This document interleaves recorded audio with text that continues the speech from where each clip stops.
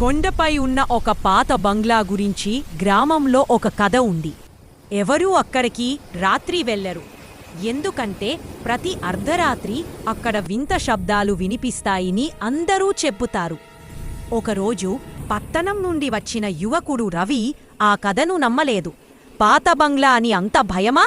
నేను వెళ్ళి చూస్తాను అని అన్నాడు. సాయంత్రం అవ్వగానే రవి టార్చి తీసుకుని బంగ్లాకి బయలుదేరాడు.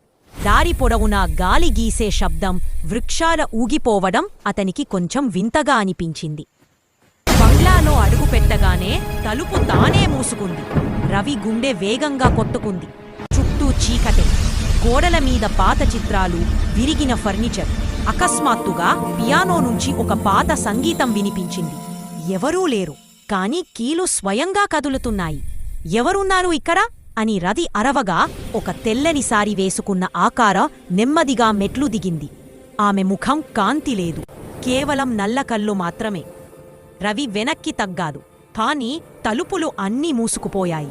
ఆ శరీరం దగ్గరికి వచ్చి చల్లని గాలి అతని ముఖాన్ని తాకింది. ఆ శరీరం మృదువుగా చెప్పింది, ఇక్కడ ఎవరూ ఉండకూడదు, ఇవి నా ఇల్లు. తరువాతి రోజు ఉదయానికి గ్రామస్తులు బంగ్లా తలుపు బయట రవిని అపస్మారకంగా పడ్డారు చూశారు.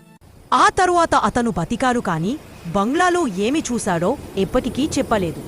అప్పటి నుండి ఆ బంగ్లా దగ్గర ఎవరూ రాత్రి వెళ్లరు. కాని కొన్నిసార్లు గాలి మధ్యలో పియానో శబ్దం మాత్రం వినిపిస్తూనే ఉంటుంది. కొన్ని రహస్యాలు దాచిపెట్టబడటమే మంచిది.